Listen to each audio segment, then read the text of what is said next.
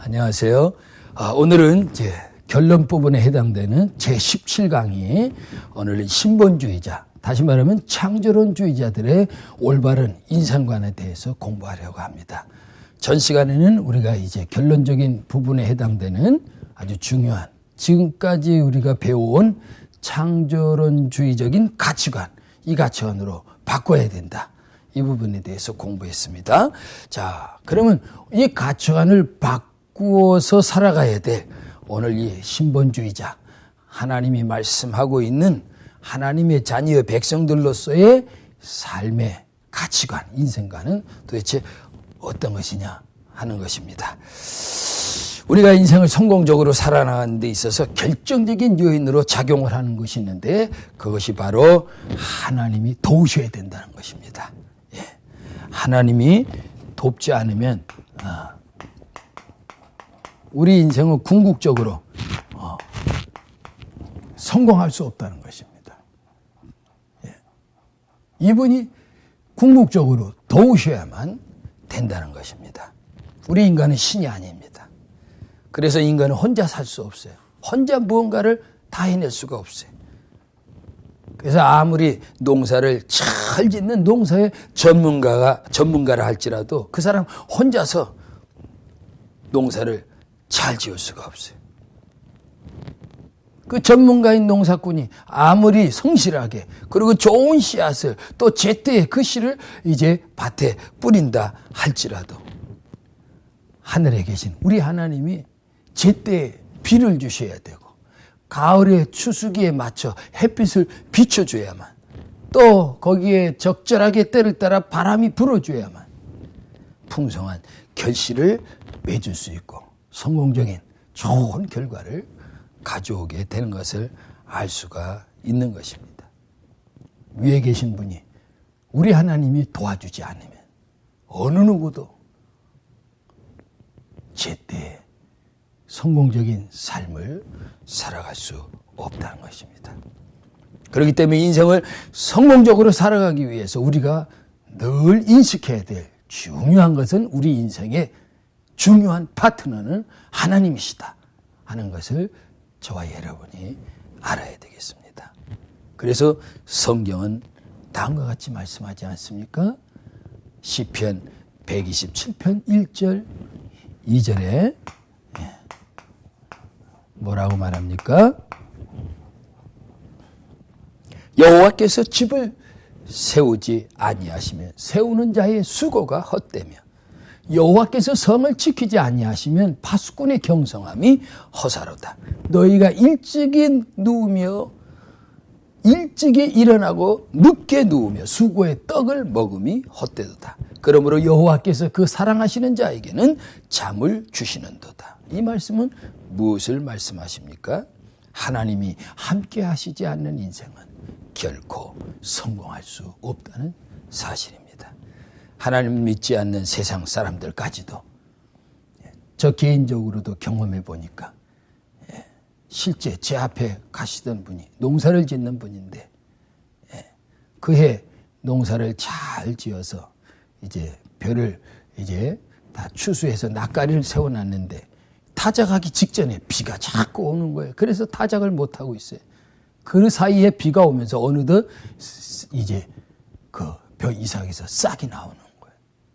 그래서 이분이 술을 마시고 한잔 하셔서 이제 제가 앞에 가는데 제가 뒤따라가면서 들은 소리가 있어요. 그게 뭐냐? 안 믿는 사람도 하늘이 도와야 돼. 하늘이 도와야 돼. 하늘이 도와야 돼. 그렇게 탄식을 하면서 걸어가는 그 사람의 목소리가 지금도 생생합니다. 그렇습니다. 하나님이 우리를 돕지 않으면 우리 인간의 힘으로만은 절대로 되지 않는다는 것입니다. 이렇게 하나님을 모르는 사람도 그들의 본능은 결국 인간 스스로의 힘만으로는 안 된다고 하는 인간의 한계를 고백하고 있는 것을 알 수가 있는 것입니다. 그러므로 우리 창조론을 바탕으로 살아가는 사람들은 더 말할 거 없이 우리 하나님, 그분이 우리의 힘이 되고 의지가 되고 중심이 되고 제일이 되고 우선이 되어야만 있어야만 하는 것입니다. 그래서 성경 속의 많은 사람들은 바로 이 하나님을 가장 중요한 인생의 파트너로 삼고 살았고, 그래서 그 결과 성공했던 것을 알 수가 있는 것입니다. 창세기 39장을 우리가 잘 아는 대로 바로 요셉이 형들의 미움을 받아 저 애굽으로 팔려가서 종이 되었고, 종으로 팔려가서 억울한 누명을 쓰면서 또 감옥으로 이제 내려가게 되는 것을 볼 수가 있습니다.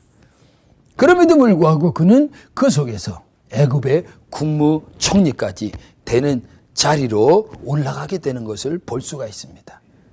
그 이유를 성경은 뭐라고 말합니까? 창세기 39장을 보면 여러 번 강조하고 있는 말씀이 있는데, 그것은 뭐냐?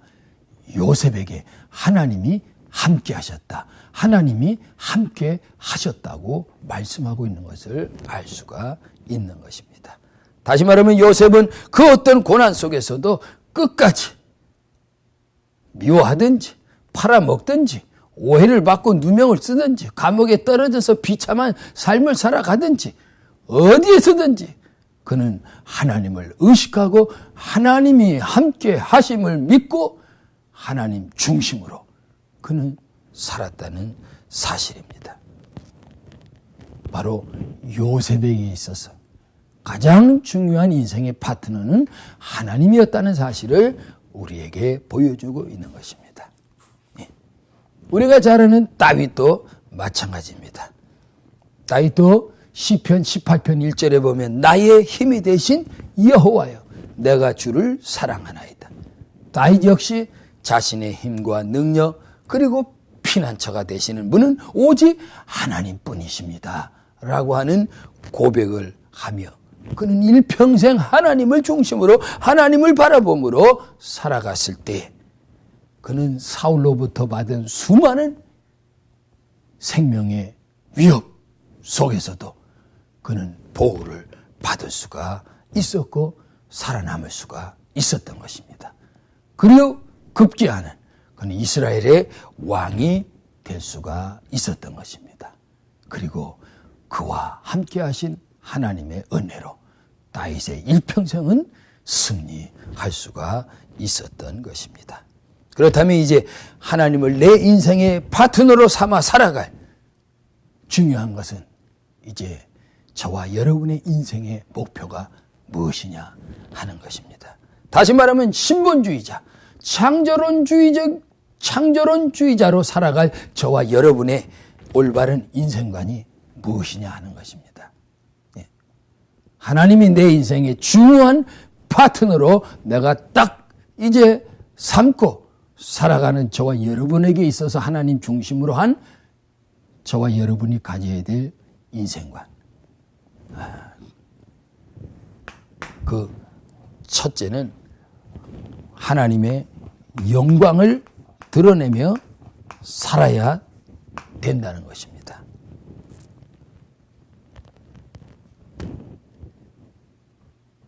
고린도전서 10장 우리가 잘 아는 31절을 보면 이런 말씀이 있습니다. 그런즉 너희가 먹든지 마시든지 무엇을 하든지 다 하나님의 영광을 위하여 하라고 고린도전서 10장 31절에 말씀하고 있는 우리가 잘 아는 하나님의 말씀의 구절이 있습니다. 네. 우리는 이 하나님의 영광을 위하여 이사야서 43장 21절에 창조된 존재라고 또한 말하고 있는 것을 알 수가 있습니다. 그럼 하나님의 영광을 위해서 우리가 모든 것을 한다는 말이 무슨 말입니까? 그것은 첫째, 하나님이 살아계시다는 것을 우리를 통해서 나타내는 삶을 우리는 하나님의 영광을 위해서 사는 삶이다. 이렇게 말할 수가 있겠습니다. 하나님은 살아계신 하나님이십니다. 그러나 그분은 육체를 우리와 같이 갖고 있지 아니하신 영이신 하나님이십니다. 그래서 사람들은 그분을 볼 수가 없어요. 하나님 보여달라 그러는데 영이신 하나님을 어떻게 보여줄 수가 있겠습니까? 바로 이런 볼 수 없는 영이신 하나님의 영광을 드러낸다는 것이 무엇이냐? 볼 수 없는 그분을 볼 수 있게 만들어주는 저와 여러분의 신앙생활의 모습이 바로 하나님의 영광을 드러내는 삶이다 하는 것입니다. 그렇다면 그 하나님의 영광을 드러내는 삶은 무엇이냐 했을 때 바로 그것은 저와 여러분 안에 있는 하나님의 형상을 회복해 갈 때 그 하나님의 형상이 회복된 만큼의 변화된 삶의 모습이 바로 세상 사람들이 우리의 모습을 보고 살아계신 하나님, 볼 수 없는 하나님을 볼 수 있게 만들어줌으로 이것이 하나님의 영광을 드러내는 삶이라고 말할 수가 있는 것입니다.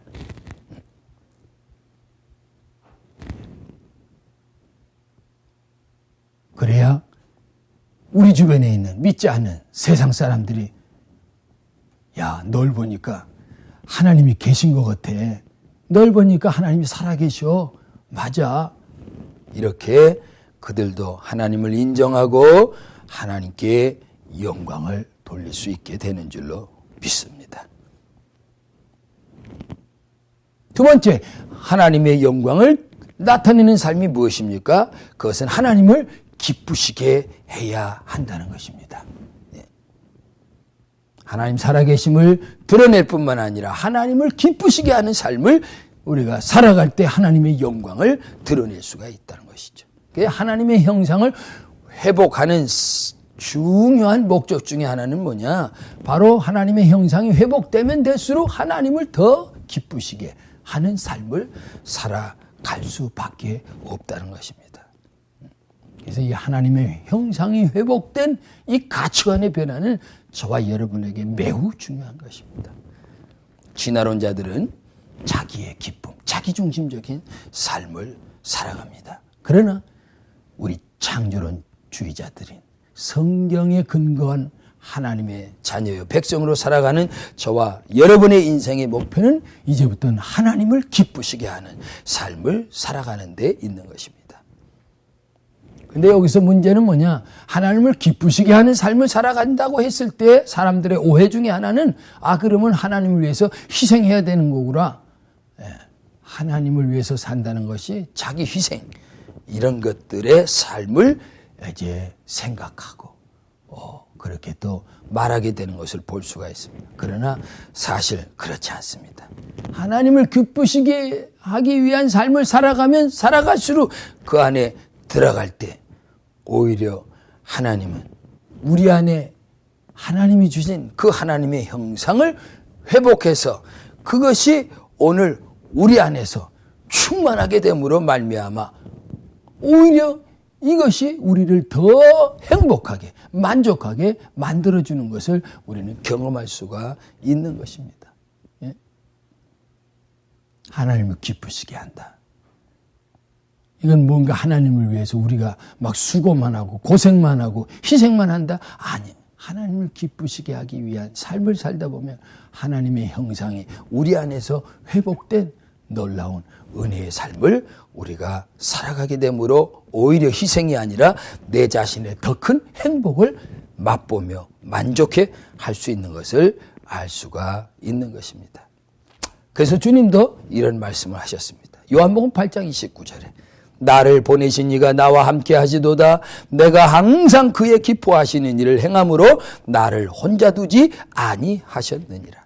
하나님을 기쁘시게 하는 것을 목표로 삼고 사셨던 주님의 모습을 보면 주님은 결국 그것으로 인해서 힘들어했고 고통스러워했고 실패한 삶을 사신 것이 아니라는 것입니다. 오히려 승리한 것을 우리는 알 수가 있습니다. 나 반대로 우리가 잘 아는 솔로몬과 같은 사람은 자기를 기쁘게 하기 위해서 삶을 모든 것을 다 쏟았습니다. 그러나 그는 허무해했습니다. 솔로몬 자신의 삶은 완전히 실패한 것을 우리는 성경을 통해서 알 수가 있는 것입니다. 여러분, 하나님을 기쁘시기 위한 삶은 놀라운 내 안에 있는 하나님이 주신 그 형상이 회복되는 그것이 그리고 적용되는 놀라운 축복된 삶을 우리가 살아가게 되는 것입니다. 또 하나님의 영광을 드러낸다 했을 때 오늘 그 삶은 어떤 삶을 말하는 것입니까? 세 번째로 그분이 사람들 앞에 칭송을 받게 하는 삶을 말합니다.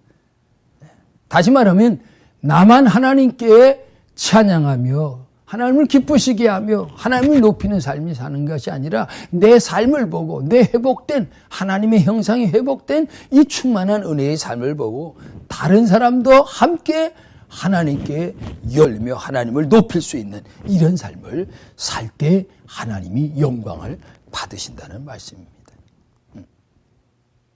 우리가 찬송한다는 말은 하나님을 칭송한다는 말이에요. 하나님을 높여드린다는 말이죠. 그분은 마땅히 만들어진 피조물들로부터 영광을 받으셔야 될 분입니다. 네.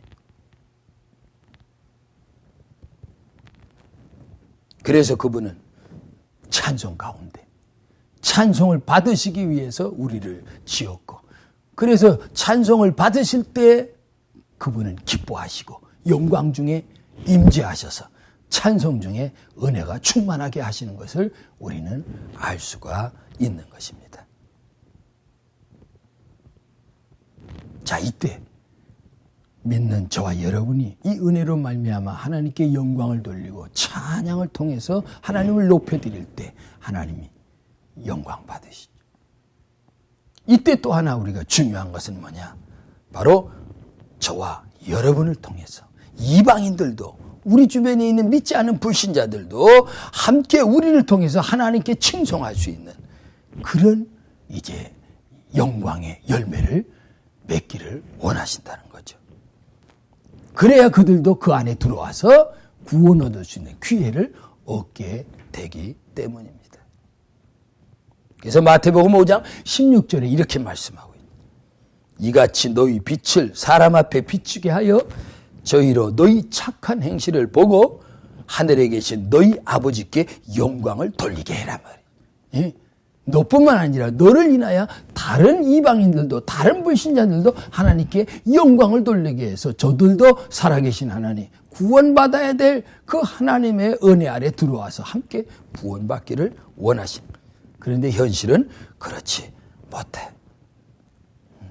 안타까워도 우리 기독교인들 때로는 우리 자신의 연약한 모습 때문에 오히려 이방인들에겐 덕이 안 되고 하나님께 영광이 가리워지는 이런 마음 아픈 일들이 있게 되는 것을 보는 것입니다. 오늘 우리 안에 이 하나님의 형상의 회복, 이 가치관의 변화 이것을 통해서 우리 자신도 하나님께 영광 돌리고 다른 사람들이 우리의 삶을 보고 함께 하나님께 영광 돌리는 은혜가 있기를 바랍니다. 자, 그 다음에 우리가 크게 두 번째로 신본주의자들로서 이제 하나님을 내 중요한 인생의 파트너로 삼고 사는 저와 여러분들에게 있어서의 두 번째 인생관은 뭐냐? 하나님의 뜻을 이루기 위한 인생을 살아야 된다. 예. 하나님의 뜻을 이루기 위한 삶을 살아야 된다. 예. 하나님의 원하시는 계획이 있어요. 그 계획을 이루어드리기 위한 삶을 살아갈 때 우리는 올바른 하나님 앞에서의 인생관을 가지고 살아가는 것입니다. 하나님의 뜻이 뭐예요? 하나님의 뜻 중에 뜻은 하나님의 계획 중에 계획은 특별히 디모데전서 2장 4절에 보니까 하나님은 모든 사람이 구원을 받으며 진리를 아는 데 이르기를 원하시느니라. 예. 디모데전서 2장 4절에 하나님은 모든 사람이 구원받기를 원하세요. 진화론 주의자들과 인본주의자들은 인생의 목표가 자신의 꿈을 이루는 거예요. 자신의 영광을 드러내고 자신이 잘 되는 걸 원하는 거예요. 그리고 세상 것들로 인하여 그걸 누리고 그걸 얻기 위해서 살아. 그러나 이들은 구원이라는 걸 전혀 알 수가 없고 구원의 필요 없습니다. 그들을 모르고 사는 거죠.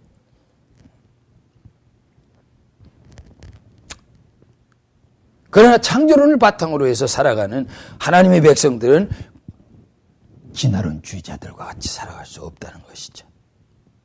우리는 구원에 관한 진리를 알고 있어요.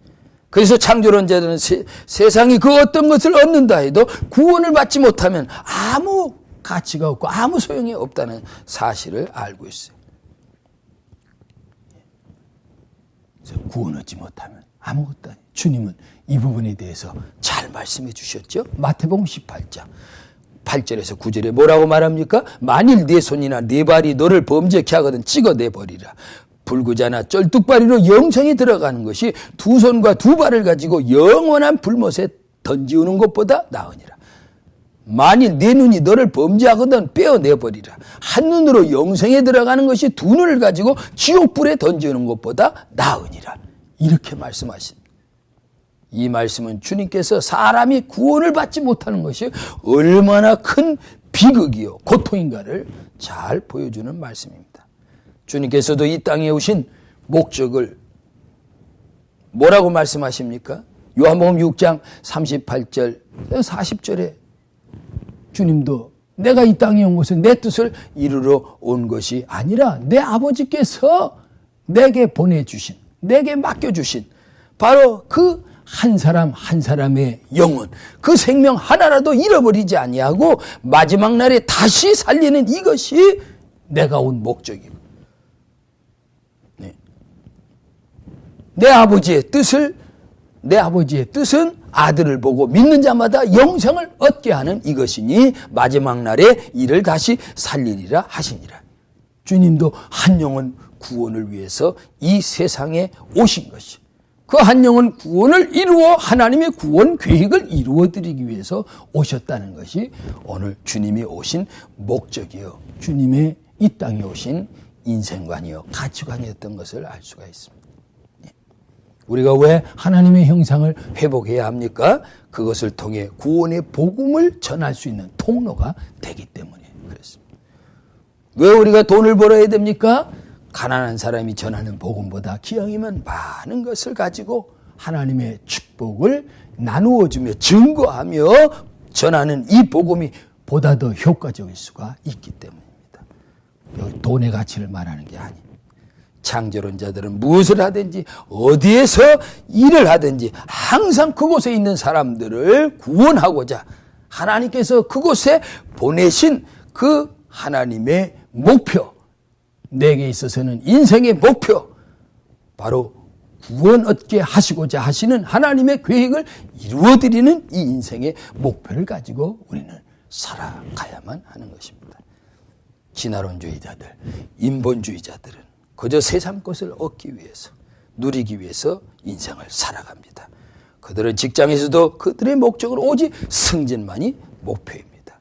그러나 창조론주의자들의 삶은 달라요. 직장에서, 학교에서든, 사업장에서든, 어디에서든지 인생의 목표가 그곳에 나를 중심으로 만나는 모든 사람들을 구원하고자 하는데 있다고 하는 사실입니다. 결국 이 같은 삶의 목표는 그 사람을 성실한 사람으로 만들어가게 되십니다.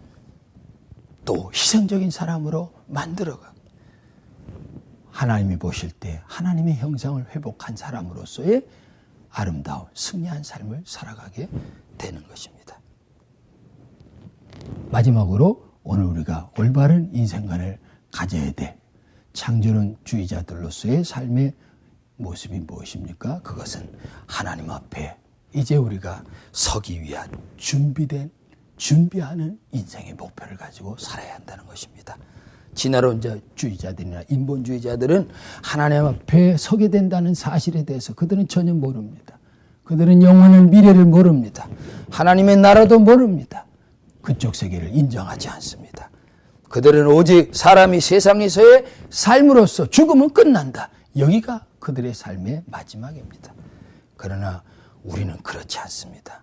우리는 하나님의 나라에, 하나님의 보좌 앞에, 하나님 앞에서 서였어. 그동안 우리가 살아온 삶을 결산해야 됩니다. 하나님 안에서 살아온 수고한 모든 삶에 대한 그분의 보상이 있는 것입니다. 우리는 그걸 바라보면서 오늘의 삶을 깨어있고 준비하는 삶을 살아가는 사람들입니다. 성경은 우리에게 뭐라고 말씀합니까? 데살로니가 후서 2장 1절에 보니까 형제들아 우리가 너희에게 구하는 것은 우리 주 예수 그리스도의 강림하심과 우리가 그 앞에 모임에 관하여 그 앞에 서서 그분 앞에 모든 것을 결산받아야 될 그날이 있다는 사실을. 또 계시록 7장 9절에 보니까 이렇게 말합니다. 이 일에 내가 보니 각 나라와 족속과 백성과 방언에서 아무라도 능히 셀 수 없는 큰 무리가 흰 옷을 입고 손에 종려가지를 들고 보좌 앞과 어린 양 앞에 서서 큰 노래로 구원의 새 노래를 부른다고 말하고 있어요. 여기 보면 바로 하나님의 보좌 앞과 어린 양 예수 그리스도 앞에 저와 여러분이 서야 된다는 사실을 말씀하고 있는 것을 볼 수가 있습니다. 성경은 우리가 모두 하나님 앞에 궁극적으로 다 서야만 된다는 사실을 말하고 있는 것입니다. 저와 여러분, 어떤 모습으로 그분 앞에 서야 되겠습니까? 잘했다, 수고했다, 칭찬받는 사람의 모습으로 서야 되겠습니까? 아니면 무서운 책망과 부끄러운 모습으로 그분 앞에 서야 하겠습니까? 그래서 성경에 많은 사람들은 하나님 앞에 서게 될 때 그날을 대비해서 부끄러움 당하지 않고 그날 주님 앞에 영광과 칭찬받는 사람으로 서기 위한 목표를 가지고 달려갈 길을 그 앞에 끝까지 달려갔던 것을 우리가 알 수가 있는 것입니다. 데살로니가전서 3장 13절에 또 이런 말씀을 하십니다. 너희 마음을 굳게 하시고 우리 주 예수께서 그의 모든 성도와 함께 강림하실 때에 하나님 우리 아버지 앞에서 거룩함에 흠이 없게 하시기를 원하노라. 그분 앞에 거룩함에 있어서 흠이 없는 존재로 서기를 원하노라 하시는 주님의 요구 앞에 오늘 우리의 5가지 보화를 잘 살려서 주님 앞에 흠이 없고 점이 없고 부끄럽지 않은 모습으로 서는 우리 모두가